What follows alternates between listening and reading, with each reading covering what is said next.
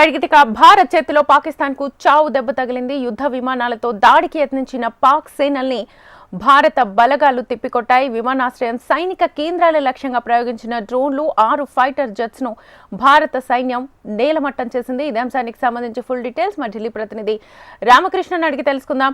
రామకృష్ణ, ఇప్పటికే కరాచీ పోర్టునైతే 80% ధ్వంసం చేసింది మన భారత సైన్యం. సో ఈ నేపథ్యంలో ఒకసారి కరాచీ పోర్టు చూస్తే 70% పెట్టుబడులు లేకపోతే ఎగుమతులు దిగుమతులు అక్కడి నుంచే జరుగుతాయి. ఆల్మోస్ట్ ఆర్థిక వ్యవస్థ కూడా, మొత్తం స్టాక్ మార్కెట్స్ కూడా అక్కడే ఉంటాయి. సో ఇది ధ్వంసం చేస్తే పాకిస్తాన్ ఆర్థిక వ్యవస్థ చిన్నభిన్నమయ్యే ఛాన్స్ ఉంది. సో మొత్తంగా కొలాప్స్ అయినట్టేనా?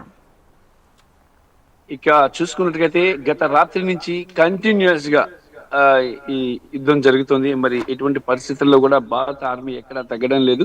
కరాచీ ఎయిర్పోర్ట్ ని, ఐఎన్ఎస్ విక్రాంత్ నుంచి నేరుగా కరాచీ ఎయిర్పోర్ట్ ని టార్గెట్ చేయడం జరిగింది. కరాచీ ఎయిర్పోర్ట్ లో దాదాపుగా 10 నౌకలు ని టార్గెట్ పేల్చేశారు.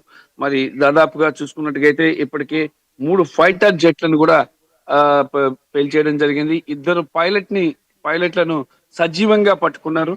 మరి ఈ త్రివిధ దళాలు కూడా గట్టిగా పోరాడుతున్నాయి. ఇక పాకిస్తాన్ కి బుద్ధి వచ్చే విధంగా పాకిస్తాన్ లోని పలు ప్రాంతాలను కూడా భారత్ అధీనంలోకి తీసుకుంటుంది. ఎందుకంటే ఈ ఉగ్రవాదాన్ని పెంచి పోషించి ఉగ్రవాదులకు డబ్బు అలాగే ఆయుధాలు సరఫరా చేసి ఉగ్రవాదుల్ని భారత్ మీదకి వదులుతూ ఒక మారణకాండను సృష్టిస్తుంది ఈ పాకిస్తాన్. మరి ఈ నేపథ్యంలో ఇక పాకిస్తాన్ పై అష్ట దిగ్బంధనం చేసింది. భారతదేశంలో ఉన్నటువంటి అన్ని రకాలైనటువంటి మిసైల్స్ ని అలాగే అన్నిటిని ఉపయోగించి పాకిస్తాన్ లోని పలు ప్రాంతాలపై భారత్ ఉపయోగించింది. దీంతో పాకిస్తాన్ అష్ట దిగ్బంధనంలో ఉంది. చావు కేకలతో కొట్టుమిట్టాడుతుంది. మరి ఏమి దిక్కు తోచని పరిస్థితి ఏర్పడింది. పాకిస్తాన్ ప్రధానమంత్రి షహబాజ్ షరీఫ్ ను సురక్షిత ప్రాంతానికి తీసుకువెళ్ళిపోయారు. అక్కడ భారత్ కొన్ని బాంబులను పేల్చిన నేపథ్యంలో ఆయన నివాసం దగ్గరలోనే కొన్ని బాంబులు పడ్డాయి. ఈ నేపథ్యంలో ఆయన సురక్షిత ప్రాంతానికి తీసుకెళ్ళడం జరిగింది.